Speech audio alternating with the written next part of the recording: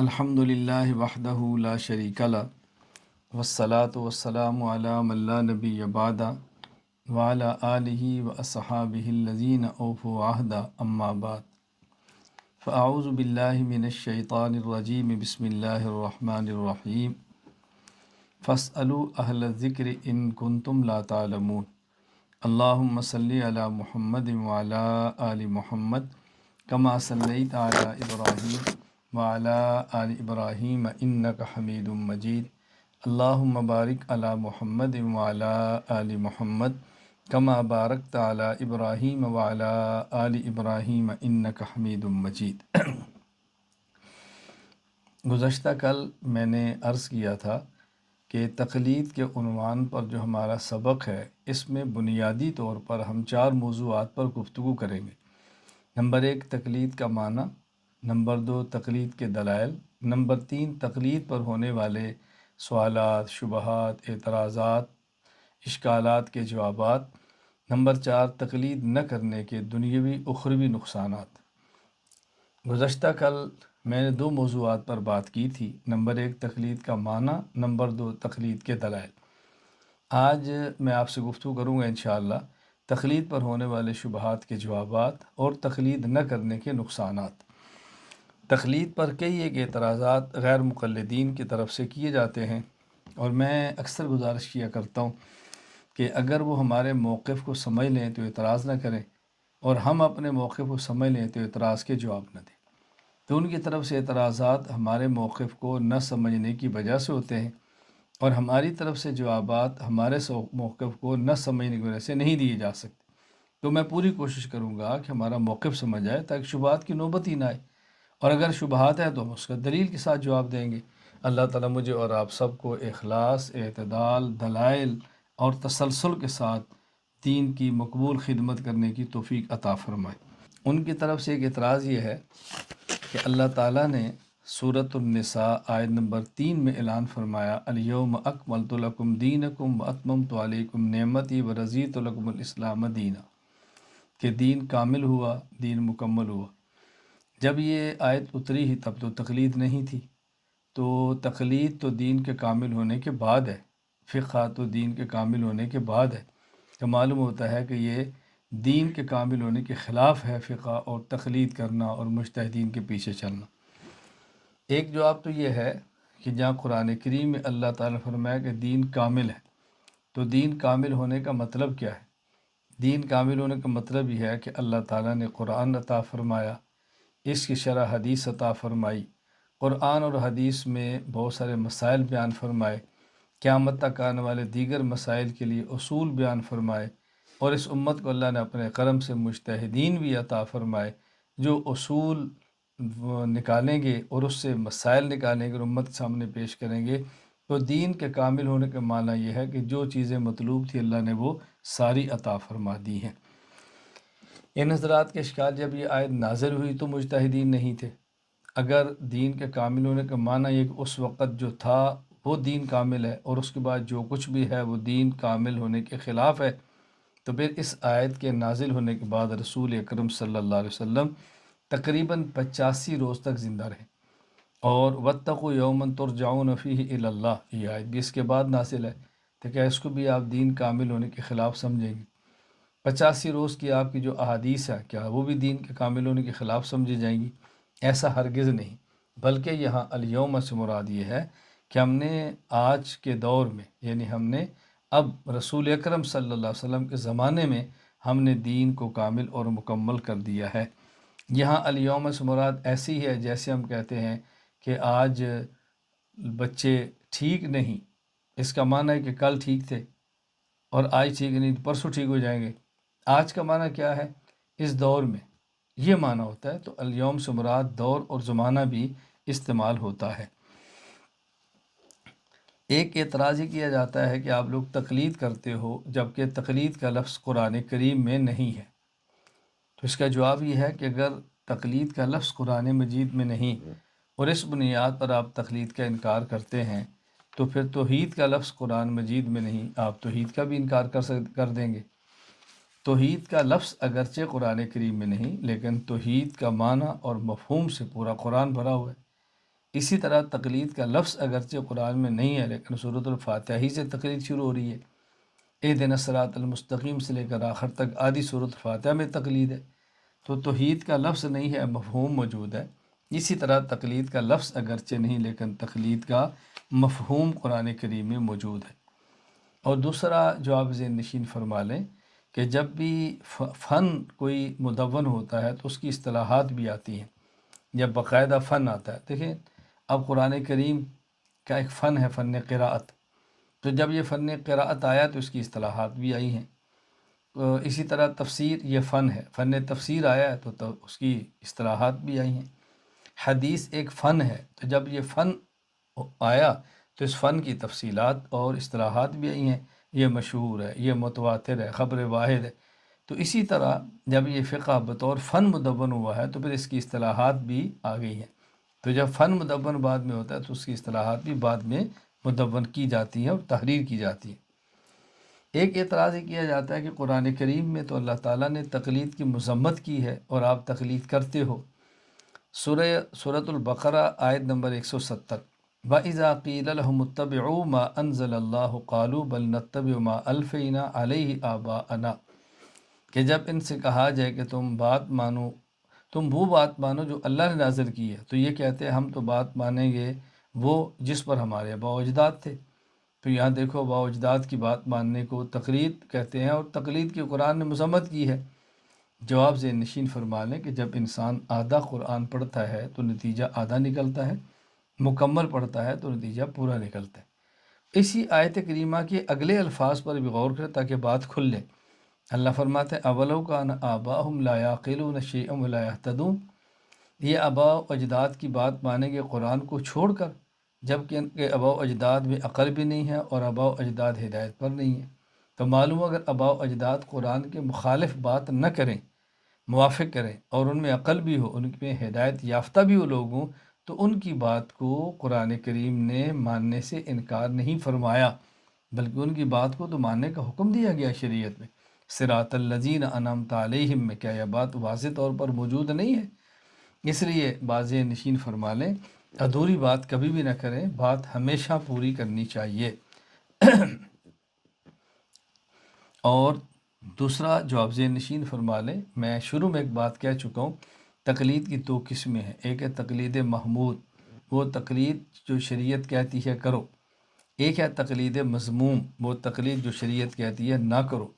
ایسی تقلید جو آباء و اجداد کی ہو اور آباء و اجداد کم عقل ہوں اور ہدایت یافتہ بھی نہ ہوں اور قرآن کے خلاف بات کریں، ان کی بات ماننا تقلید مذموم ہے اور یہ نہیں کرنی چاہیے۔ اور ایسی بات جو قرآن کریم کے مطابق ہو، ان آباء و اجداد کی ہو جو عقل مند ہوں اور وہ ہدایت یافتہ ہوں، ان کی بات کو ماننا تقلید محمود ہے، اور اس سے قرآن منع نہیں کرتا، اس کی تو قرآن کریم حوصلہ افزائی کرتا ہے۔ ایک اعتراض یہ کیا جاتا ہے کہ آپ لوگ تقلید کرتے ہیں جب کہ رسول اللہ صلی اللہ علیہ وسلم نے جن زمانوں کو بہترین زمانے قرار دیے ان کو خیر القرون کہتے ہیں، خیر القرون کرنی، ثم الذین یلونہم ثم الذین یلونہم، یہ خیر القرون کا دور ہے، صحابہ کا، تابعین کا، اتباع تابعین کا۔ اس دور میں تقلید نہیں تھی اور یہ تقلید بعد کی پیداوار ہے۔ جواب ذہن نشین فرما لیں یہ غلط فہمی کے سوا کچھ بھی نہیں۔ تقلید خیر القرون کے دور کے اندر بھی موجود تھی۔ اعلام الموقعین کے اندر یہ بات ابن قیم رحمہ اللہ نے فرمائی ہے کہ والذی حفظت علیہم الفتویٰ من اصحاب رسول اللہ صلی اللہ علیہ وسلم مئتوں و نیفوں و ثلاثون نفساً، کہ خود صحابہ کرام میں سے 130 کے ایسے صحابہ کرام تھے کہ جو مجتہدین تھے۔ تو مجتہدین کا معنی اجتہاد کرتے تھے، لوگ ان کی تقلید کرتے تھے۔ تو میں تو صحابہ کرام کے دور کی بات کرتا ہوں، ورنہ حضرت امام ابو حنیفہ رحمۃ اللہ علیہ تو تابعی ہیں، یہ تو تابعین کے دور کے آدمی ہیں، اور جب یہ مجتہد بنے ہیں اور بڑی عمر کو ہے تو ان کا دور اتباع تابعین کا ہے۔ تو یہ تقلید خیر القرون کے اندر بھی تھی۔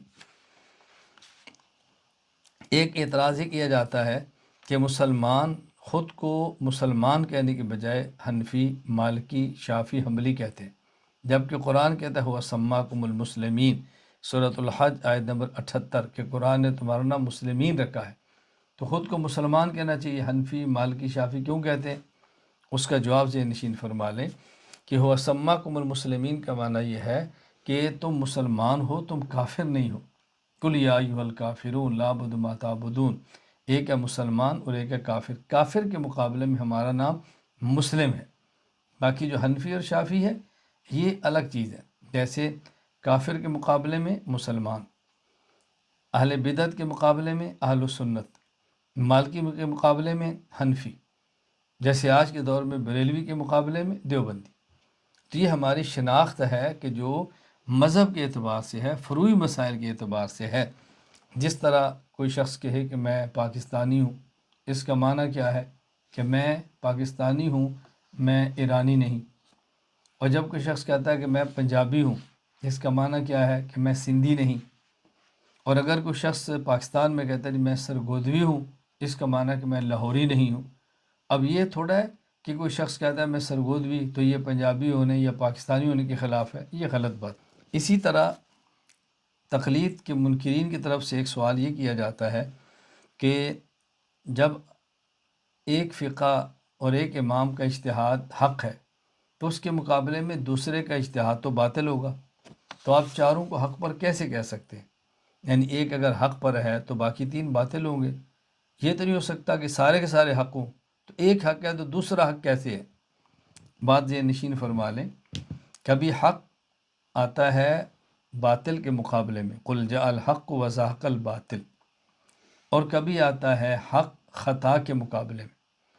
یہاں جو اسلام اور کفر کے اختلاف ہے، یہ حق اور باطل کے اختلاف ہوتا ہے کہ دین اسلام حق ہے، دین یہود، دین نصارہ، دین ہنود یہ باطل ہے۔ اور جب اجتہادیات آتی ہیں اور مذاہب آتے ہیں تو پھر کہا جاتا ہے کہ مذہب حنفی حق ہے اور مذہب شافعی حنبلی مالکی خطا ہے، اور وہ کہیں گے مذہب مالکی حق ہے، مذہب حنفی شافعی اور حنبلی خطا ہے۔ شوافی کہیں گے مذہب شافعی حق ہے، مذہب حنفی مالکی حنبلی خطا ہے۔ حنبلی کہیں گے مذہب حنبلی حق ہے، مذہب حنفی شافعی مالکی یہ خطا ہے۔ تو یہاں خطا کا معنی باطل نہیں ہے، بلکہ حق کا معنی دوہرا اجر ہے اور خطا کا معنی اکارہ اجر ہے، تو دونوں پر اجر ہی ملتا ہے۔ دوسرا جو آپ ذہن نشین فرما لیں کہ جب ہم یہ کہتے ہیں کہ ان چاروں مذاہب میں سے ہمارا مذہب برحق ہے، تو اس کا مطلب کیا ہوتا ہے؟ اچھی طرح ذہن نشین فرما لیں، یہ چاروں مذاہب میں سے ایک مذہب عند اللہ برحق ہے اور باقی تینوں مذاہب بھی برحق ہیں لیکن عند الناس۔ تو جب ہم یہ بات کہتے ہیں کہ چاروں مذاہب میں سے ایک برحق ہے تو اس کا معنی یہ نہیں کہ باقی باطل ہیں۔ اور جب ہم کہتے ہیں کہ چاروں مذاہب برحق ہیں تو اس کا معنی کیا ہوتا ہے؟ عند الناس، لوگوں کے ہاں چاروں برحق ہیں، عند اللہ، اللہ کے ہاں ایک برحق ہے۔ بھائی جب اللہ کے ایک برحق ہے تو ہمارے سارے برحق کیسے ہیں؟ اس کو اچھی طرح سمجھ لیں۔ میں پہلے مثال دیتا ہوں، پھر آپ کو یہ بات سمجھاؤں گا۔ میں اکثر کہا کرتا ہوں کہ کبھی پہلے بات کہتے ہیں پھر مثال دیتے ہیں، اور کبھی پہلے مثال دیتے ہیں پھر بات سمجھاتے ہیں۔ یہاں ذرا آپ مثال سمجھ لیں تاکہ آپ کے لیے پوری بات کو سمجھنا آسان ہو جائے۔ 4 آدمی سفر پہ گئے ہیں اور دوران سفر ایسی جگہ پہ پہنچے ہیں کہ جہاں گرد ہے، ابر آلود ہے، مطلع صاف نہیں ہے، سورج نظر نہیں آ رہا، وہاں کوئی ایسا آدمی نہیں ہے جو قبلہ بتائے، ان کے پاس کمپاس قبلہ نما نہیں ہے، یعنی قبلہ معلوم ہونے کی بظاہر کوئی صورت نہیں ہے، اور ان چاروں نے نماز پڑھنی ہے۔ تو یہ چاروں نماز پڑھیں گے تو ہر ایک اجتہاد کرے گا، تحری کرے گا، خوب غور و فکر کرے گا اور خوب سوچے گا۔ تو ان میں سے جس آدمی کا جس طرف دل متوجہ ہے اسی طرف منہ کر کے نماز پڑھ لے۔ اب ان چاروں میں اختلاف ہو گیا، ایک نے منہ کیا مشرق کی طرف، ایک نے کیا مغرب کی طرف، ایک نے کیا شمال کی طرف، ایک نے کیا جنوب کی طرف۔ اب چاروں نماز پڑھ لی ہے تو ہم کہیں گے ان چاروں کی نماز ہو گئی ہے۔ کیوں؟ ان چاروں کو قبلہ بتانے والا کوئی نہیں تھا، ان چاروں نے اپنی رائے، اپنے ذوق، اپنے اجتہاد، اپنی تحری، اپنی قلبی توجہ سے قبلے کا تعین کیا ہے، لہذا چاروں کی ہوگی۔ لیکن ان میں سے منہ کعبہ کی طرف ایک کا ہے، چاروں کا نہیں ہے، اور وہ ہم نہیں پتہ وہ کون، ہم نہیں جانتے وہ کون ہے، وہ اللہ کو پتہ ہے۔ اب ہم یہ کہیں کہ ہمارے نزدیک ان چاروں کی نماز ٹھیک ہے، ہم چاروں کے نماز ہونے کا فتویٰ دیں گے، لیکن حقیقت میں کعبہ کی طرف منہ کس کا ہے یہ اللہ کے علم میں ہے، ہمارے علم میں نہیں۔ اس کو کہیں گے کہ ان الناس، ان چاروں کی نماز ٹھیک ہے، اور ان اللہ قبلہ ایک کا ٹھیک ہے، باقی تین غلطی پر ہے۔ اسی طرح جب کسی مسئلے پر ائمہ اربع، چاروں ائمہ اختلاف کر لیتے ہیں تو ہم کہتے ہیں چاروں ائمہ درست ہیں، چاروں ٹھیک ہیں، چاروں حق پر ہیں، لیکن حقیقت میں مسئلہ کس کا ٹھیک ہے وہ اللہ جانتے ہیں، ہمیں نہیں پتہ۔ ہم چاروں کو اوپر حق مانتے ہیں کہ بات اچھی طرح ذہن نشین فرما لیں، الجھن میں مبتلا نہیں ہونا۔ یہاں بطور فائدہ ایک بات سمجھ لیں، ایک ہے اختلاف عقائد کا، اور ایک ہے اختلاف فروعی مسائل اجتہادیات کا۔ جو عقائد کا اختلاف ہے اس میں ایک حق پر ہے اور باقی باطل پر ہوتے ہیں، اور جو فروعی مسائل ہیں اجتہادی، ان میں ایک حق پر اور باقی خطا پر، یہ نہیں کہہ سکتے کہ باقی باطل پر ہے۔ تو اعتقادیات میں ایک حق پر اور باقی باطل پر ہوتے ہیں، اور اجتہادیات میں چاروں حق پر ہوتے ہیں، ایک کو حق کہتے ہیں اور بقیہ کو خطا کہتے ہیں، باطل نہیں کہتے۔ یہ ہمیشہ آپ نے ذہن نشین رکھنا ہے، عقائد اور مذاہب کے اختلاف میں فرق ہے، اعتقادی اور اجتہادی ان دونوں مسائل میں فرق ہے۔ اعتقادیات کا اختلاف یہ حق اور باطل کا اختلاف ہوتا ہے، اجتہادیات کے اختلاف یہ حق اور خطا کا اختلاف ہوتا ہے۔ اس کو کبھی بھی نظر انداز نہیں کرنا۔ یہ حنفی، مالکی، شافعی، حنبلی، یہ اعتقادات کے اختلاف نہیں ہے، یہ اجتہادات کے اختلاف ہے۔ اس کی بہت ساری مثالیں موجود ہیں، میں نے پہلے بھی عرض کیا تھا، چونکہ بات مختصر کر رہا ہوں اس لیے میں مثالیں اس پر نہیں دے رہا، صرف باتیں سمجھا رہا ہوں۔ ایک اشکال یہ کیا جاتا ہے کہ حضرت امام ابو حنیفہ استاد ہیں، امام ابو یوسف، امام محمد ان کے معروف شاگرد ہیں۔ کتنے مسائل میں امام ابو یوسف اور امام محمد اپنے استاد امام ابو حنیفہ کی بات نہیں مانتے، تو اگر وہ ٹھیک ہوتے تو ان کے شاگرد ان کی بات مانتے، شاگرد نہیں بات مانتے تو اس کا معنی وہ ٹھیک نہیں ہے، تو ہم ان کی بات کیسے مانیں؟ اور اس کو اچھی طرح ذہن نشین فرما لیں۔ اسی سوال کا ایک دوسرا طرز کیا اختیار کیا جاتا ہے کہ آپ لوگ کہتے ہو کہ ہم امام ابو حنیفہ کی تقلید کرتے ہیں، حالانکہ بہت سارے مسائل میں آپ امام ابو حنیفہ کو چھوڑ کر امام ابو یوسف کی بات مانتے ہیں، بہت سارے مسائل میں امام محمد کی بات مانتے ہیں، تو آپ تو کتنے مسائل میں امام ابو حنیفہ کو چھوڑ دیتے ہیں؟ یہ دو سوال مختلف انداز میں کیے جاتے ہیں، جواب دینے کا ایک ہی ہے۔ دیکھیے، ہم نے کبھی بھی امام ابو حنیفہ کو چھوڑ کر امام ابو یوسف اور امام محمد کی بات نہیں مانی۔ خود امام ابو یوسف رحمۃ اللہ علیہ کا اپنا ارشاد ہے، رد المختار فتاوی شامیہ اور مطلب صح عن الامام انہ قال کتاب، امام یوسف رحمۃ اللہ فرماتے ہیں، ما قلت قولا خالفت فیہ ابا حنیفہ الا قولا قد کان قالہ، میں نے جب بھی امام ابو حنیفہ کے قول کے مقابلے میں کوئی قول بیان کیا ہے، کوئی رائے اختیار کی ہے، وہ میری رائے نہیں ہوتی، بلکہ وہ رائے بھی امام ابو حنیفہ ہی کی ہوتی ہے۔ ان میں سے ایک رائے کو میں لیتا ہوں اور امام حنیفہ ہی کی ایک رائے میں چھوڑ دیتا ہوں۔ بلکہ امام ابو یوسف، امام محمد، امام ظفر، امام حسن، جو امام ابو حنیفہ کے بڑے تلامذہ اور شاگرد ہیں، وہ سب کہتے ہیں، ما قلنا فی مسئلۃ قولا الا وهو روایتنا عن ابی حنیفہ واقسموا علیہ ایمانا غلاظا، کہ خدا کی قسم ہم نے جب بھی کوئی مسئلہ لیا ہے تو وہ مسئلہ امام ابو حنیفہ ہی کا ہوتا ہے، ہمارا نہیں ہوتا۔ یعنی اس کو یوں سمجھیں، ایک مسئلہ پر امام حنیفہ کے دو قول ہوتے ہیں کہ ایک رائے یہ ہے، ایک رائے یہ ہے، ان میں سے ایک رائے امام ابو یوسف لے لیتے ہیں، اور معروف جو ہو جاتا ہے کہ ابو یوسف کی رائے یہ ہے اور امام ابو حنیفہ کی رائے یہ ہے، حالانکہ امام ابو یوسف کی رائے امام ابو حنیفہ کے مقابلے میں نہیں ہوتی، بلکہ امام ابو یوسف کی رائے امام ابو حنیفہ ہی کی ایک رائے ہوتی ہے اور نسبت ان کی امام ابو یوسف کی طرف ہو جاتی ہے۔ باقی یہ شاگرد ہے استاد ہے، تو شاگرد بھی مجتہد ہے، استاد بھی مجتہد ہے۔ اگر امام ابو یوسف امام محمد کی اپنی رائے ہو، امام ابو حنیفہ کی رائے نہ بھی ہو، تب بھی ان کو حق حاصل ہے کہ ایک چھوٹا مجتہد بڑے مجتہد سے اختلاف کر سکتا ہے۔ یہ کہنا ہے کہ چونکہ امام ابو یوسف اور امام محمد نہیں مانتے تو ہم کیوں مانیں، یہ غلط کیوں ہے؟ اس لیے کہ وہ مجتہد ہیں اور ہم مجتہد نہیں ہیں۔ اگر ایک چھوٹا مجتہد بڑے مجتہد سے اختلاف کرے تو ایک چھوٹا شخص یہ نہیں کہہ سکتا چونکہ بڑے مجتہد نے اختلاف کیا تو میں بھی کر لیتا ہوں۔ یوں سمجھے کہ ایک ڈاکٹر ہے اور وہ 70 سالہ تجربہ رکھتا ہے، اور ایک ڈاکٹر ہے وہ 20 سالہ تجربہ رکھتا ہے۔ اگر 20 سالہ تجربہ کا ڈاکٹر 70 سالہ تجربہ کار ڈاکٹر سے اختلاف کر لے تو کوئی مریض کہہ دے کہ چونکہ فلاں ڈاکٹر نہیں مانتا تو میں بھی نہیں مانتا، لوگ کہیں گے وہ نہیں مانتا لیکن وہ ہے تو ڈاکٹر، تو ڈاکٹر، تو مریض ہے، تیری کیا حیثیت ہے کہ میں نہیں مانتا؟ تو ذرا اس بات کو اچھی طرح سمجھ لیں اور فرق دونوں میں ذہن نشین فرما لیں۔ ایک اشکال یہ کیا جاتا ہے کہ قرآن کریم میں مجتہدین کی بات ماننے کا اللہ نے حکم نہیں دیا، لہٰذا مجتہدین کی بات حکم ماننا یہ قرآن کریم سے ثابت نہیں۔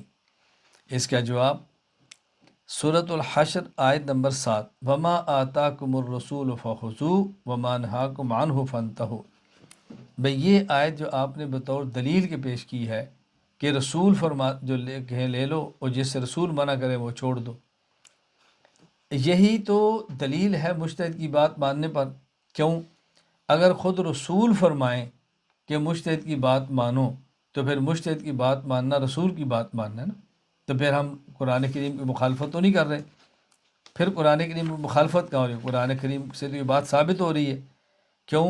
حضرت علی رضی اللہ عنہ سے روایت ہے، میں پہلے بتا چکا ہوں، المجم الاوسط طبرانی حدیث نمبر 1618، کہ رسول اللہ صلی اللہ علیہ وسلم سے پوچھا گیا اگر کسی مسئلے پر صراحتاً امر یا نہیں نہ ہو تو ہم کیا کریں؟ آپ نے فرمایا تو شاورون الفقہا، تو قرآن نے کہا رسول کی بات مانو، اور رسول کہتے ہیں فقہا کی بات مانو، تو فقہا کی بات ماننا خود رسول کی بات ماننا ہوا، اور رسول کی بات ماننا قرآن کی بات ماننا ہوا، تو قرآن سے تو ثابت ہے کہ ان کی بات مانو۔ یہ ایسے ہی ہے جس طرح کوئی والد فوت ہونے لگے اور اپنے بیٹے سے کہے کہ بیٹا میرے جانے کے بعد اپنے چچا کی بات ماننا۔ والد فوت ہو گیا، بیٹا چچا کی بات نہیں مانتا اور کہتا ہے جی قرآن نے والد کی بات ماننے کا حکم دیا، چچا کی ماننے کا حکم دیا، میں چچا کی کیوں مانوں؟ تو عالم سمجھانے کے لیے فرما دے کہ بیٹا تمہارے والد نے مرتے وقت کیا وصیت کی تھی؟ کہ انہوں نے فرمایا تھا کہ میرے جانے کے بعد اپنے چچا کی بات ماننا، تو کہا تم چچا کی مانو گے تم نے والد کی مانی ہے نا، اگر تم چچا کی نہیں مانو گے تم نے والد کی بات نہیں مانی، یہ بات سمجھو۔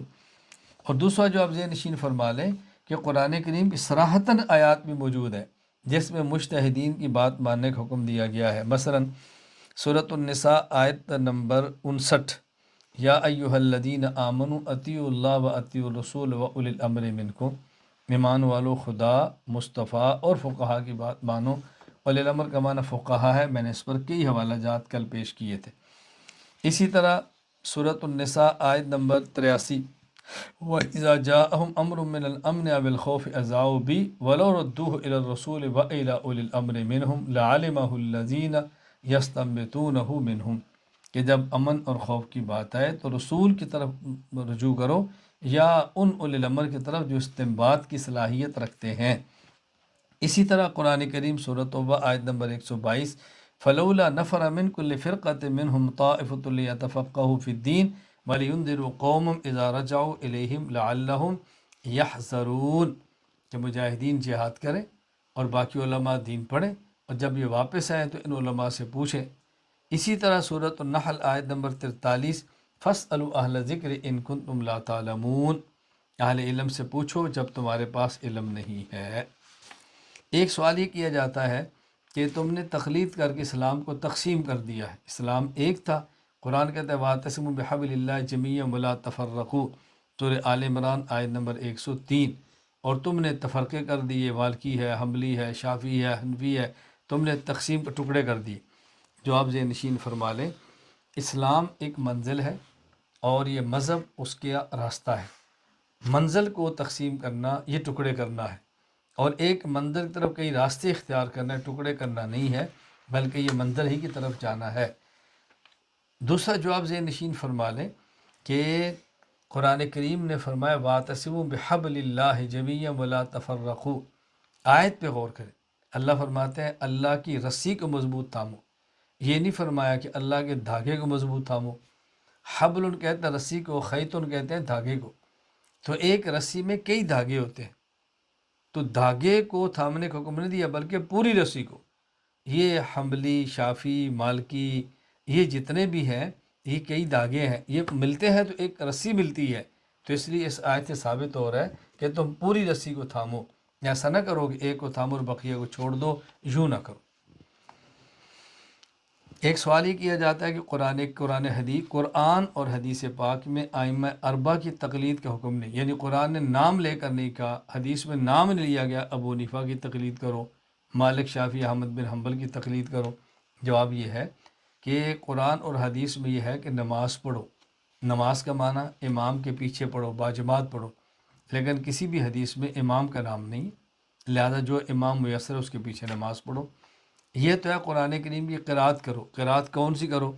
قرأت حفظ کرو، قرأت ورش کرو، کون سی کرو؟ جو قرأت تمہارے پاس ہے تم وہ کرو۔ تو قرآن کریم نے اور احادیث میں یہ تو ہے ائمہ کی بات مانو، کس امام کی؟ جو تمہیں میسر ہے، تو نام نہیں ہوگا۔ ایک سوال یہ کیا جاتا ہے کہ جب یہ ائمہ اربعہ نہیں تھے تو لوگ کس کی تقلید کرتے تھے؟ ان سے پہلے بھی تو دین پہ عمل ہوتا تھا، تو اگر آج ان کی تقلید نہ کی تو پھر دین پہ عمل کیسے نہیں ہوگا؟ جواب ذہن نشین فرما لے، ان ائمہ اربعہ سے پہلے بھی تقلید کی جاتی تھی، علماء سے مسائل پوچھے جاتے تھے۔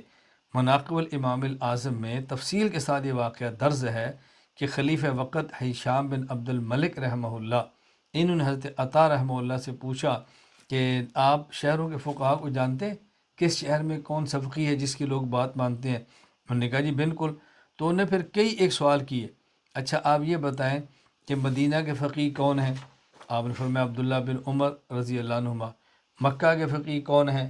فرمایا عطا بن ابی رباح۔ اچھا پوچھا وہ عربی ہے یا اجمی؟ کہا جی اجمی ہے۔ اچھا یمن کے فقیہ کون ہیں؟ کہا جی طاؤس۔ عربی ہے یا اجمی؟ کہا جی اجمی۔ یمامہ کے فقیہ کون ہیں؟ کہا یحییٰ بن ابی کثیر۔ اجمی ہے یا عربی؟ کہا جی اجمی۔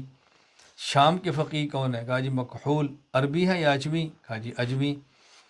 جزیرہ کے فقیہ کون ہیں؟ کہا جی میمون۔ عربی ہے یا اجمی؟ کہا جی اجمی۔ خراسان کے فقیہ کون ہیں؟ کہا ضحاک۔ عربی ہے یا اجمی؟ کہا جی اجمی۔ بصرہ کے فقیہ کون ہیں؟ کہا جی حسن بصری محمد بن سیرین۔ اجمی ہے یا عربی؟ کہا جی اجمی۔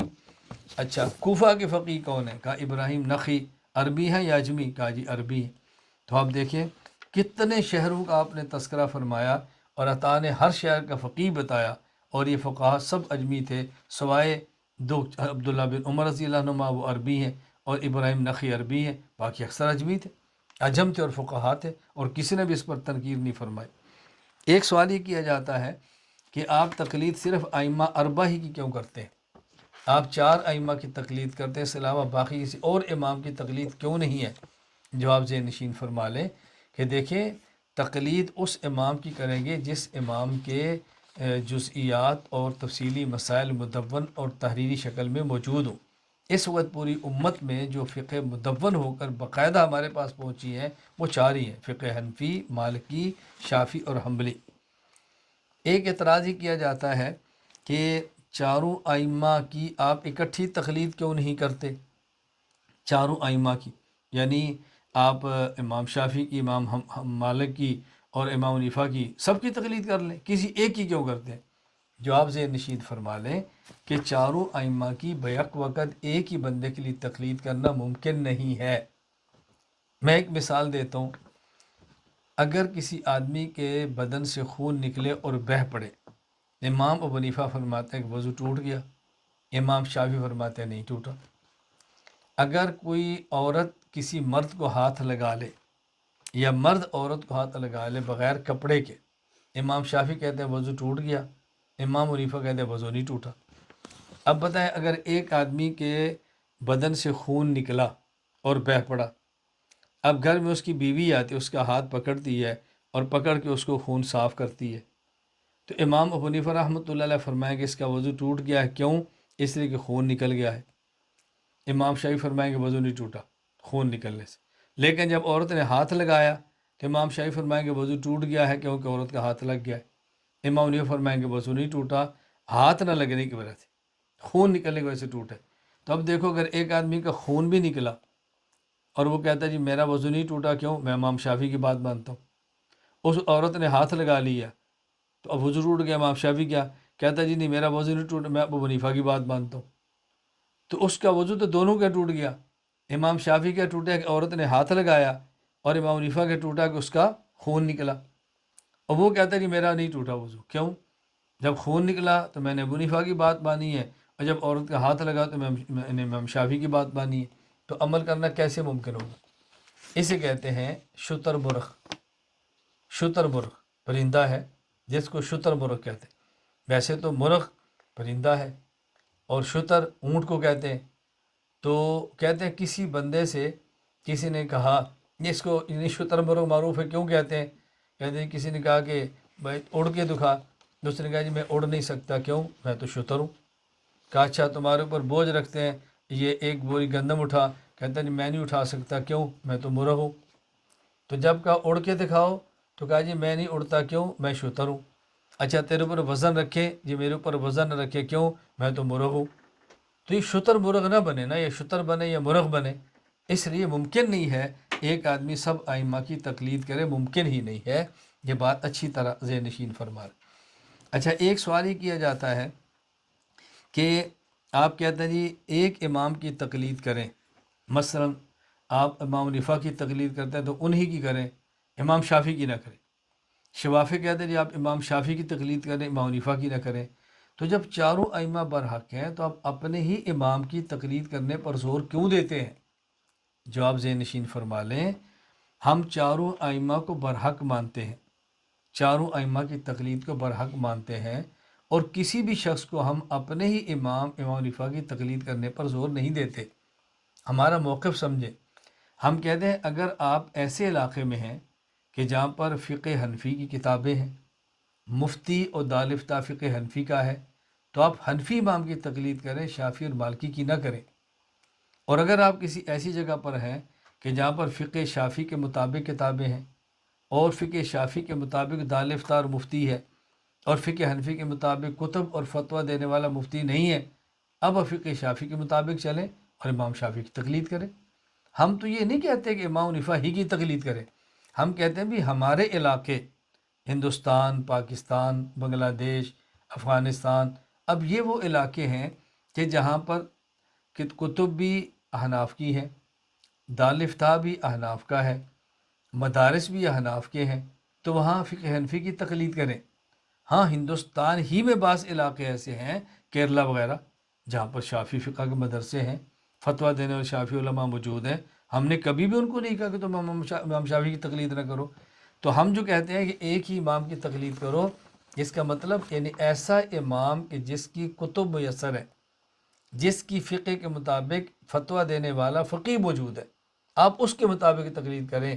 یہ بالکل ایسے ہی ہے کہ جیسے ایک مریض ہے اور وہ علاج کرانا چاہتا ہے، کہ کس ڈاکٹر سے علاج کرائیں؟ ہم کہتے ہیں آپ کے علاقے میں کون سا ڈاکٹر ہے؟ جی ہومیوپیتھی۔ تو نہیں میں تو علاج کراؤں گا دیسی حکیم سے، دیسی حکیم ہے نہیں، مطب ہے نہیں، وہاں یہ ادویات ملتی ہیں نہیں، تو پھر کیسے تو کرائے گا؟ بھائی جب وہاں پر دیسی حکیم ہے ہی نہیں، یونانی ہے ہی نہیں، علاج کیسے کرائے گا؟ اب یونانی علاج کراؤ تب بھی ٹھیک ہے، ہومیوپیتھی کراؤ تب بھی ٹھیک ہے، اس میں کوئی اختلاف کی بات تو نہیں ہے، لیکن جو حکیم اور جو میڈیکل آپ کو میسر ہے آپ اسی کے مطابق علاج کرائیں گے نا۔ اس بات کو اچھی طرح سمجھنے کی کوشش کریں۔ اسی طرح ایک شخص ہم سے سوال کرتا ہے کہ وہ چاروں ائمہ موجود ہیں، آپ چاروں میں سے امام ابو حنیفہ کو ترجیح کیوں دیتے ہیں؟ یعنی آپ کے یہاں شوافی بھی ہیں، مالکیہ بھی ہیں، حنابلہ بھی ہیں اور احناف بھی ہیں، پھر فقہ حنفی کو ترجیح کیوں دیتے ہیں؟ ہم کہتے ہیں اس کی وجہ ہے، ایک وجہ ہے کہ امام ابو حنیفہ رحمۃ اللہ کی جو فقہ ہے وہ شرعی ہے، اور باقی فقہ شخصی ہے، اور ظاہر شرعی فقہ کو شخصی فقہ پر ترجیح ہوتی ہے۔ دوسری بات ہے کہ حضرت امام ابو حنیفہ رحمۃ اللہ علیہ فقہ کے مدون اول ہیں، تو اول کو دوسرے پر ترجیح ہوتی ہے۔ تو اس کی وجہ ہے کہ حضرت امام ابو حنیفہ رحمۃ اللہ علیہ اجمی ہونے کے ساتھ ماہر عربی ہیں، تو وہ دونوں کو سمجھتے ہیں۔ چوتھی وجہ ہے کہ حضرت امام حنیفہ رحمۃ اللہ علیہ عرب و عجم کے سنگم کوفہ پر ہے، تو وہ عرب اور عجم دونوں کی ضرورتوں کو جانتے ہیں، ہم عجم ہیں، اس لیے ہم ترجیح ان کو دیتے ہیں۔ باقی اگر کسی کے ترجیح امام مالک کو ہے، ہمیں اس سے کوئی اختلاف نہیں۔ اچھا، بعض لوگ ایک سوال بڑا معروف کرتے ہیں کہ آپ کو پتہ بھی ہو امام ابو حنیفہ کی بات غلط ہے، آپ پھر بھی امام حنیفہ ہی کی تقلید کرتے ہیں، آپ پھر بھی ان کو نہیں چھوڑتے۔ مثال، اس کی مشہور مثال یہ دی جاتی ہے کہ حضرت شیخ الہند رحمۃ اللہ علیہ نے تقریر ترمذی، جو ترمذی کی تقریر ہے جامع ترمذی کی، اس میں شیخ الہند رحمۃ اللہ علیہ نے ایک مسئلہ بیان کیا اور مسئلے پر یہ فرمایا والانصاف ان ترجیح للشافعی فی هذه المسألة ونحن مقلدون یجب علینا تقلید امامنا ابی حنیفہ۔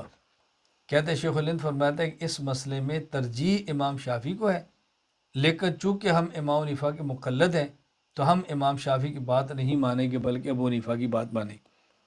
تو وہ تو بڑے طنز اور استہزاء کے انداز میں کہتے ہیں، میں تو سمجھانے کے لیے کہہ رہا ہوں۔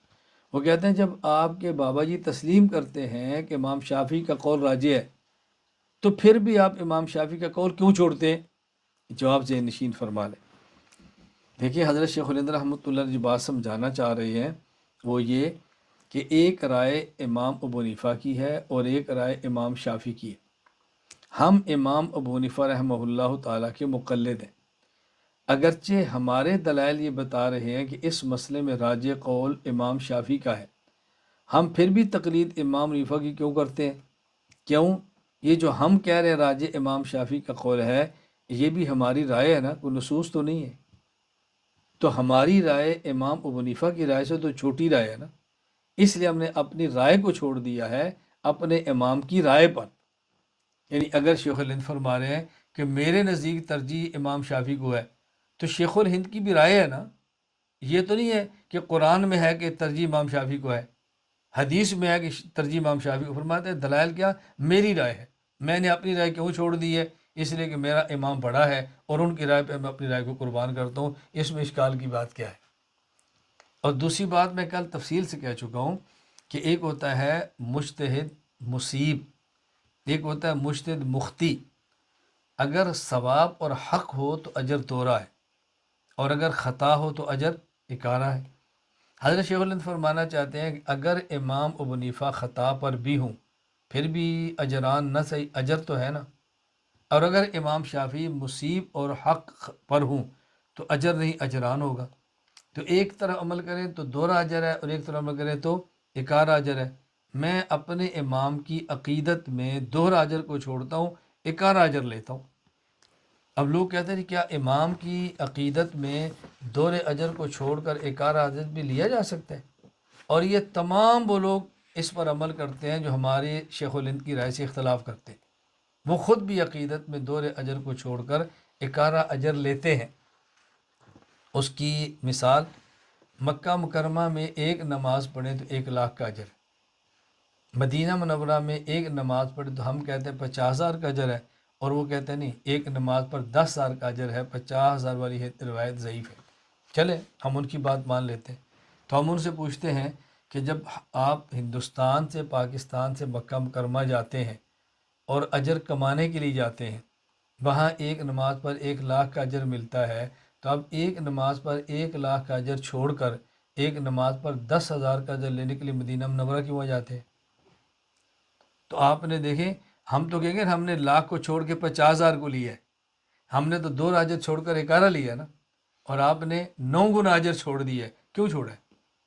سوائے اس کے کہ رسول اللہ صلی اللہ علیہ وسلم سے عقیدت، اور کیا وجہ؟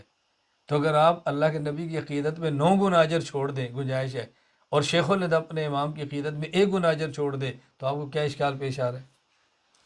تو بات سمجھنے کی کوشش کریں، یہ نہ سمجھنے اشکالات ہوتے ہیں، یعنی بس اوقات وہ عمل خود بھی اسی بھی کرتے ہیں لیکن ہمارے اوپر اعتراض کر لیتے ہیں کہ تم عقیدت میں ایسی باتیں کیوں کرتے ہو۔ اللہ میں بات سمجھنے کی توفیق عطا فرمائے۔ ایک سوال ہی کیا جاتا ہے کہ ایک ہی عمل امام شافعی کریں تو آپ کہتے ہیں ٹھیک ہے، وہی عمل غیر مقلد کرے تو آپ کہتے ہیں یہ غلط ہے. مثلا رفع الیدین شوافے کریں تو آپ کہتے ہیں ٹھیک ہے.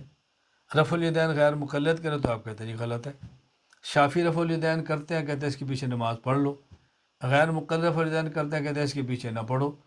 یہی عام طور پہ اعتراضات لوگوں کو میرے اوپر ہوتا ہے کہ جی آپ کو جو اختلاف غیر مقلدین سے ہے یہ اختلاف آپ کو شوافے سے کیوں نہیں ہے. جواب اچھی طرح ذہن نشین فرما لیں. دونوں میں فرق کیا ہے؟ دیکھیں، دونوں میں فرق یہ ہے کہ غیر مقلدین کا رفع الیدین دجل والا ہے، شوافے کا رفع الیدین دجل والا نہیں، وہ صداقت اور امانت والا ہے. کیوں؟ آپ کسی بھی شافی سے پوچھ لو، وہ کہے گا کہ رفع الیدین پر بھی حدیث ہے، ترک رفع الیدین پر بھی حدیث ہے، لیکن ہمارا امام ترجیح رفع الیدین کو دیتا ہے. کسی حنفی سے پوچھ لو، وہ کہے گا رفع الیدین پر بھی حدیثیں ہیں، ترک رفع الیدین پر حدیثیں ہیں، اور ہمارا امام ترجیح ترک رفع الیدین کو دیتا ہے. اب ان کی رائے بدل گئی نا. اور غیر مقلد سے پوچھو، وہ کہتے ہیں ترک رفع الیدین پر ایک بھی حدیث نہیں ہے، ایک بھی صحیح نہیں ہے. ایک صحیح پیش کرو ہم گاڑی نام میں دیں گے. ہم مذہب جھوٹ بولتے ہیں. اب فرق دونوں میں کیا ہے؟ جو غیر مقلد کہتا ہے کہ ترک پر حدیث ہے ہی نہیں، شوافی کہتے ہیں ہے، لیکن ہمارا امام ترجیح کو دیتا ہے. تو فرق کیا ہوا؟ احناف اور شوافی رفع الیدین اور ترک رفع الیدین کو اللہ کے نبی کا مسئلہ نہیں کہتے، وہ کہتے ہیں امام کا مسئلہ ہے. اس لیے ہو سکتا ہے امام کا مسئلہ غلط ہو، دوسرے کا ٹھیک ہو. غیر مقلد کہتے ہیں نہیں، رفع الیدین کا مسئلہ نبی کا مسئلہ ہے، جو رفع الیدین نہیں کرتا وہ نبی کی بات نہیں مان رہا. اب پتہ ہے کتنا جھوٹ ہے. دونوں میں فرق ہے نا. اس فرق کو سمجھنے کی کوشش کریں. ایک اصول یاد رکھ لیں تاکہ آپ کو میری بات سمجھنے میں ہمیشہ آسانی رہے. اگر ایک مسئلے پر دو حدیثیں ہوں اور فیصلہ اللہ کے نبی فرمائیں، اسے کہتے ہیں یہ مسئلہ حدیث کا ہے اور فیصلہ نبی کا. اور اگر ایک مسئلے پر دو حدیثیں ہوں اور اللہ کے نبی فیصلہ نہ فرمائیں، اسے کہتا ہے مسئلہ فقہ کا ہے اور فیصلہ مجتہد کا. اس کی مثال سمجھیں. قبرستان کی زیارت کریں یا نہ کریں، قبرستان کی زیارت کرنے پر بھی حدیث ہے اور نہ کرنے پر بھی حدیث ہے، اور فیصلہ رسول اللہ صلی اللہ علیہ وسلم کا ہے. فرمایا کنت نہیتکم عن زیارت القبور فزوروہا، پہلے میں تمہیں منع کرتا تھا، اب اجازت دیتا ہوں. تو ہم کہیں گے قبرستان کی زیارت مسئلہ حدیث کا اور فیصلہ اللہ کے نبی کا ہے. جس نے قربانی کی ہو 3 دن زیادہ گوشت نہ رکھے، بعد فرمایا اب میں اجازت دیتا ہوں.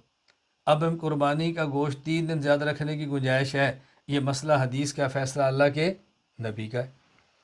اچھا، رسول اللہ صلی اللہ علیہ وسلم نے آمین اونچی بھی فرمائی ہے اور آمین آہستہ بھی فرمائی ہے. آپ نے یہ نہیں فرمایا میں پہلے اونچی کہتا تھا اب میں آہستہ کہتا ہوں، تم نے اونچی نہیں کہنی. میں پہلے آمین آہستہ کہتا تھا اب اونچی کہتا ہوں، تم نے آہستہ نہیں کہنی. آپ نے فیصلہ نہیں فرمایا، اونچی بھی فرمائی ہے اور آہستہ بھی فرمائی ہے. اب امام حنیفہ فرماتے ہیں کہ نہیں، آپ نے آمین آہستہ کہنی. امام شافعی کہتا ہے نہیں، آپ نے آمین اونچی کہنی. تو جب مسئلے پر دو حدیثیں موجود ہیں اور فیصلہ مجتہد کر رہا ہے تو ہم کہیں گے کہ آمین بالجار اور آمین بالسر کا مسئلہ فقہ کا ہے اور فیصلہ مجتہد کا ہے. غیر مقلد کہتا ہے نہیں، یہ مسئلہ حدیث کا ہے اور فیصلہ مجتہد کا ہے. اس لیے اگر ہم رفع الیدین نہ کریں تو غیر مقلد کہتا ہے تم حدیث پہ عمل نہیں کرتے اور نبی کی بات نہیں مانتے، اور شافی کہتا ہے کہ تم فقہ شافی پر عمل نہیں کرتے، ہمارے امام کی بات نہیں مانتے. تو کتنا فرق ہے. غیر مقلد اپنی بات کو نبی کی بات کہتا ہے اور شافی اپنی بات کو نبی کی بات نہیں کہتا، اپنے امام کی بات کہتا ہے. اس لیے شوافے کے ساتھ اختلاف کی نوعیت اور ہے اور غیر مقلدین کے ساتھ اس کی نوعیت اور ہے. میں ابھی ملیشیا اجتماع پر گیا ہوں. ہمارے شاگرد شافی ہیں، مسجد شوافے کی ہے، مدرسہ شوافے کا ہے، جو میرے ساتھ انہیں اپنی آنکھوں سے دیکھا ہے. باقی لوگوں نے لائیو دیکھا ہے کہ میں امام ہوں، میں نماز میں رفع الیدین نہیں کر رہا، شافی کر رہے. وہ امام بنتے ہیں، میں مقتدی ہوں، وہ قنوت نازلہ پڑھ رہے ہیں، ہم نہیں پڑھ رہے. کوئی اختلاف نہیں. بلکہ بس اوقات مولانا طاہر ون جو ملیشیا کے ہیں، میرے شاگرد اور میرے مجاز ہیں، وہ پاکستان مرکز اہل سنت والجماعت آتے تھے تو میں خود ان کو فجر کی نماز میں کہتا کہ نماز آپ نے پڑھانی ہے، آپ نے آمین جہرن کہنی ہے، آپ نے بسم اللہ جہرن پڑھنی ہے. تاکہ پتہ چلے کہ شافعی امام ہے اور ہم شوافے سے وہ اختلاف نہیں کرتے جو غیر مقلدین سے کرتے۔ غیر مقلدین آج بھی یہ بات کہہ دیں بھئی رفع الیدین ترک رفع الیدین فقہ کا مسئلہ ہے اور یہ ہماری رائے یہ ہے، ہمیں کوئی جھگڑا نہیں۔ وہ کہتے ہیں ہمارا رائے نہیں، اللہ کے نبی کی رائے یہ ہے اور یہ مسئلہ کہ حق کی پہچان ہے، یہ 5 پھول ہیں، اگر یہ نہ ہو تو بوجھل ہو جاتی ہے۔ تو معاملہ صرف یہ ہے۔ آج تک کبھی آپ نے کسی شافعی اور حنبلی کو دیکھا ہو کہ اس نے کسی حنفی کو چیلنج کیا ہو کہ رفع الیدین پہ کرو مناظرہ ہم سے؟ وہ تو نہیں کرتے، کیوں؟ وہ سمجھتے ہیں ابھی امام کی رائے، اس پر کیا چیلنج بازی ہے؟ غیر مقلد ہمیں چیلنج کرتے ہیں تو ہم ان کے چیلنج کے جواب دیتے ہیں، گفتگو ان سے کرتے ہیں، اور جو لوگ ہماری بات نہیں سمجھتے ہمارے اوپر اعتراض کرتے ہیں، یہ اگر غیر مقلد ایسے کرتے ہیں تو شوافی بھی تو کرتے ہیں۔ میں نے کبھی کو ہماری بات بھی سن لیتے۔ کہتے ہیں نا، غیروں سے تو نہ سنا تم نے، غیروں سے کہا تم نے، غیروں سے سنا تم نے، غیروں سے کہا تم نے، غیروں سے سنا تم نے، کچھ ہم سے کہا ہوتا کچھ ہم سے سنا ہوتا۔ اوروں کی باتیں سن کے ہمارے خلاف ذہن بناتے، ہم سے براہ راست بات نہیں کرتے۔ خیر وقت کم ہے، میں اپنی گفتگو پوری کرنا چاہ رہا ہوں۔ ایک مشہور اعتراض یہ کیا جاتا ہے کہ آپ لوگ کہتے ہیں کہ مثلا رفع الیدین منسوخ ہے، تو اس کا معنی یہ کہ شافعیوں کا عمل منسوخ ہے، تو منسوخ پر عمل کرنے کو آپ جائز کیسے کہہ سکتے ہیں؟ منسوخ الامر کا تو ناجائز ہوا۔ ادھر آپ کہتے ہیں کہ یہ اعمال شوافع کے منسوخ ہیں، ادھر آپ کہتے ہیں نہیں وہ بھی حق پر ہے، تو منسوخ پر عمل کرنے والا حق والا نہیں ہوتا تو باطل ہوتا ہے۔ تو آپ یا منسوخ کہنا چھوڑ دو یا ان کو حق پہ کہنا چھوڑ دو۔ جو آپ ذہن نشین فرما لیں، نسخ کی 2 قسمیں ہیں، ایک ہوتا ہے نسخ منسوس اور ایک ہوتا ہے نسخ اجتہادی۔ نسخ منسوخ کا معنی کہ صراحتاً قرآن ایک بات کو منسوخ کر دے یا صراحتاً اللہ کے نبی صلی اللہ علیہ وسلم ایک بات کو منسوخ فرما دے۔ جس طرح میں نے 2 مثالیں دی ہیں، 3 دن سے زائد گوشت رکھنے پر پابندی تھی، پھر اجازت دی، ابھی حکم منسوخ ہو گیا۔ قبر کی زیارت کرنے پر پابندی تھی، اجازت دی، حکم منسوخ ہو گیا۔ ایک ہوتا ہے نسخ اجتہادی۔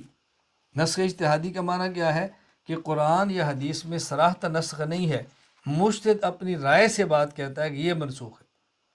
تو ہم جو شوافع کے بعض اعمال کو منسوخ کہتے ہیں، وہ نسخ منسوس نہیں ہوتا، وہ ہمارے امام کی رائے ہوتی ہے جس میں خطا بھی ہو سکتی ہے۔ اس کی آسان سی آپ مثال سمجھ لیں کہ حضرت امام مسلم رحمۃ اللہ علیہ ایک حدیث لائے ہیں، باب الوضوء مما مست النار، آگ پر پکی چیز کے استعمال کریں تو وضو ٹوٹ جاتا ہے۔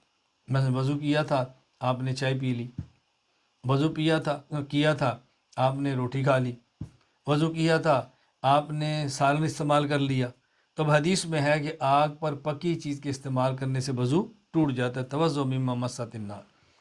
اب حضرت امام مسلم اس کے بعد دوسری حدیث لائیں کہ جس سے معلوم ہوتا ہے کہ ما مست النار یعنی آگ پر پکی چیز استعمال کرنے سے وضو نہیں ٹوٹتا، کہ رسول اللہ صلی اللہ علیہ وسلم نے وضو کیا، مسجد میں نماز کے لیے جانے لگے، آپ کو گوشت پیش کیا گیا، آپ نے کھا لیا اور آپ نے نماز پڑھا دی۔ اب حدیثیں 2 آ گئی، نمبر 1 ما مست النار، آگ پر پکی چیز کے استعمال کرنے سے وضو ٹوٹ جاتا ہے، نمبر 2 وضو نہیں ٹوٹتا۔ اب منسوخ کون سی ہے، ناسخ کون سی ہے؟ اللہ کے نبی کی صراحت نہیں ہے، لیکن امام نووی رحمۃ اللہ علیہ اس حدیث کی شرح میں لکھتے ہیں کہ حضرت امام مسلم رحمۃ اللہ علیہ پہلے حدیثیں وہ لائے جس سے ثابت ہوتا ہے کہ آگ پر پکی چیز استعمال کرنے سے وضو ٹوٹ جاتا ہے، پھر حدیثیں وہ لائے کہ جس سے ثابت ہوتا ہے کہ وضو نہیں ٹوٹتا۔ اب امام نووی فرماتے ہیں حاضی عادت مسلم وغیر من ائمۃ الحدیث یذکرون الاحادیث التی یرون منسوخہ ثم یعقبون بالناسخ۔ محدثین کی عادت ہے کہ جب احادیث لائیں تو پہلے وہ احادیث لاتے ہیں جو ان کے یہاں منسوخ ہوں اور پھر وہ لاتے ہیں جو ان کے یہاں ناسخ ہوں۔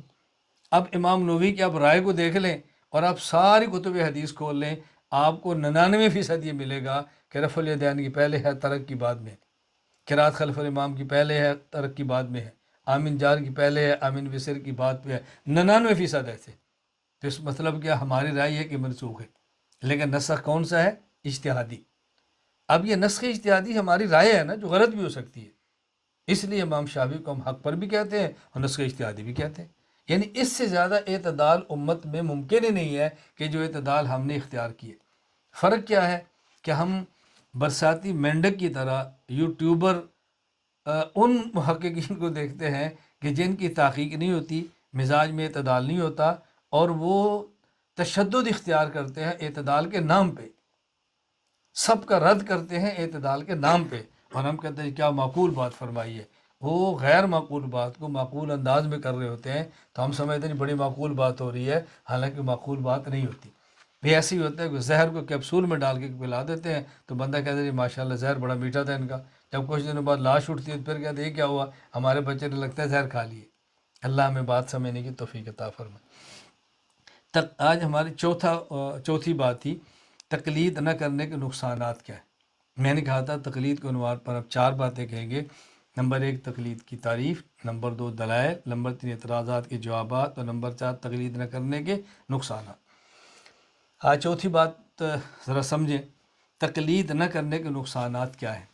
کچھ نقصانات دنیا میں اور کچھ نقصانات آخرت میں۔ تقلید نہ کرنے کا دنیا میں سب سے بڑا نقصان یہ ہے کہ آدمی مکمل دین پر عمل نہیں کر سکتا۔ تقلید نہ کر کے عمل نہیں کر سکتا کسی بھی صورت میں۔ میں اس کی چھوٹی سی مثال دیتا ہوں۔ کوئی آدمی قرآن کریم پڑھنا چاہے اور وہ الحمدللہ سے قرآن شروع کرے، اور اس سے یہ پوچھا جائے کہ آپ نے الحمد شروع میں جو الف ہے حمزہ، اس پر آپ نے جو زبر پڑھا ہے، آپ کے پاس کیا دلیل ہے؟ کوئی دلیل نہیں۔ دلیل ان کے پاس ہوگی جو نحو کو جانتے ہیں، حمزہ وصلی ہے، ابتدائی کلام میں مفتوح ہوتا ہے۔ عام آدمی کو دلیل نہیں آتی نا، پڑھتا زبر ہے تو بلا دلیل پڑھ رہے ہیں، تقلید کر کے پڑھ رہے ہیں۔ یعنی آپ تقلید چھوڑ لیں تو آپ قرآن کریم کے پہلے حرف کی حرکت بھی نہیں پڑھ سکتے، تو بغیر تقلید کے آپ پوری شریعت پر عمل کیسے کریں گے؟ قرآن ختم کریں، من شر الوسواس الخناس الذی یوسوس فی صدور الناس من الجنۃ والناس۔ یہ سین پر زیر کیوں پڑی ہے؟ اب کسی قرآن پڑھنے والے سے پوچھ لیں، ٹھیک ہے جی مجھے نہیں پتا، یہ قرآن میں لکھا ہوا یوں ہے۔ کس نے لکھا ہے؟ نہیں جی حجاج بن یوسف لکھوایا تھا۔ وہ کون تھا؟ جی وہ ظالم تھا۔ کہاں رہتا تھا؟ جی کوفہ رہتا تھا۔ کوفہ بھی رہتا تھا، ظالم بھی تھا، زیر بھی اس نے لگوائی ہے، تو اپنی دلی سے زیر پڑھنا۔ تو معلوم ہوتا ہے اگر آدمی تقلید کو چھوڑ دے تو قرآن کریم کے الفاظ بھی ثابت نہیں ہوتے۔ اچھا تقلید نہیں کرے گا تو قرآن کا ترجمہ خود کیسے کرے گا؟ کسی سے پڑھے گا نا۔ اس کا معنی کہ قرآن کریم کا ترجمہ بھی ثابت نہیں ہوتا۔ اچھا یہ اس کا شان نزول کیا ہے؟ کسی سے سنے گا نا، تقلید کرے گا نا، تو اس کو کیا پتہ آیت کب نازل ہوئی تھی؟ تو تقلید نہ کریں، نہ قرآن کے الفاظ ثابت ہو رہے ہیں، نہ ترجمہ ثابت ہو رہا ہے، نہ تفسیر ثابت ہو رہی ہے۔ اچھا عمل کیسے کریں گے؟ اہم ترین مسئلہ نماز کا ہے۔ امام مسجد میں آتا ہے، آپ کے امام کا وضو ہے؟ جی ہے۔ آپ نے تحقیق کی ہے؟ جی نہیں۔ امام پر اعتماد کی ہے؟ جی۔ تقلید کسے کہتے ہیں؟ آپ امام پر اعتماد نہ کریں تو آپ کی نماز بھی نہیں ہوگی۔ کیا کبھی دنیا میں ایسے ہوا ہے کہ کسی مسجد میں کمرہ بنایا ہو، وہاں پہلے امام کو چیک کیا جاتا ہے اس نے وضو کیا کہ نہیں، امام نے استنجا کیا کہ نہیں؟ تو تقلید ہی ہوتی ہے نا۔ تقلید نہ کرنے کا نقصان کیا ہے؟ دنیا میں انسان دین پر عمل نہیں کر سکتا۔ میں سے بڑھ کر کہا کرتا ہوں کہ انسان اپنا حلالی ہونا ثابت نہیں کر سکتا اگر یہ اپنی ماں کی تقلید نہ کرے۔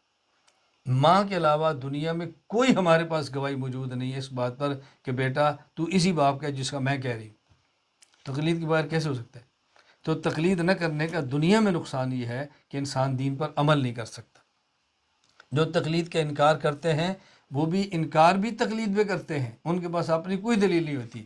فلاں نے کہا ہے، فلاں نے کہا ہے، فلاں نے کہا ہے، اور بھئی فلاں نے کہا کچھ تو بھی کہہ لینا، سب تقلید کرتے ہیں۔ دوسرا قبر میں نقصان کیا ہے؟ یہ روایت صحیح بخاری میں موجود ہے، حدیث نمبر 1318۔ انس رضی اللہ عنہ فرماتے ہیں جب آدمی کو قبر میں رکھ دیا جاتا ہے، دفنا کے لوگ چلے جاتے ہیں، فرشتہ اسے سوال کرتا ہے۔ میں بہت مختصر بات کر رہا ہوں، فائل آپ کے پاس موجود ہے۔ فرشتہ سوال، اس سے جب سوال کیا جاتا ہے تو وہ کیا جواب دیتا ہے؟ کہتا لا ادری کنت اقول ما یقول الناس، مجھے تو کچھ بھی پتہ نہیں ہے، نہ اللہ کا پتہ ہے نہ رسول کا پتہ، مجھے تو کچھ بھی پتہ نہیں۔ کافر یا منافق یہ جواب دیتا ہے۔ پھر فرشتے ایک بات کہتے ہیں اور ایک عام کرتے ہیں۔ بات کیا کہتے ہیں؟ لا دریتا ولا تلیتا، لا دریتا ولا تلیتا، اور کام کیا کرتے ہیں؟ ثم یضرب بمطرقۃ من حدید ضربۃ بین اذنی فیصیح صیحۃ اس کی کن پٹی پر لوہے کے گرز مارتے ہیں، یہ ان کا کام ہوتا ہے۔ اور بات کیا ہوتی ہے؟ لا دریتا ولا تلیتا۔ اب یہ لا دریتا ولا تلیتا کا معنی کیا ہے؟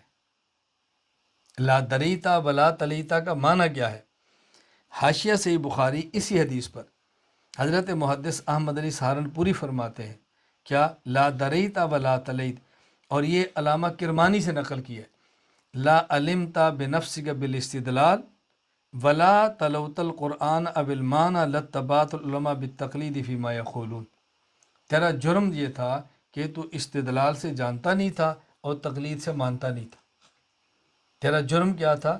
کہ دلیل کی بنیاد پہ تو جانتا بھی نہیں تھا اور تقلید کی بنیاد پر تو مانتا بھی نہیں تھا۔ تو ترک تقلید کا نقصان کہ قبر میں انسان کو پھر گرز پڑتے ہیں، انسان کی ٹھکائی ہوتی ہے، اس لیے انسان بہتر ہے کہ دنیا میں مان جائے۔ آخرت میں نقصان کیا ہے؟ سورۃ الصف آیت نمبر 30، سورۃ الصف آیت نمبر سورۃ الملک آیت نمبر 10، لو کننا نسمع او ناقل ما کننا فی اصحاب السعید۔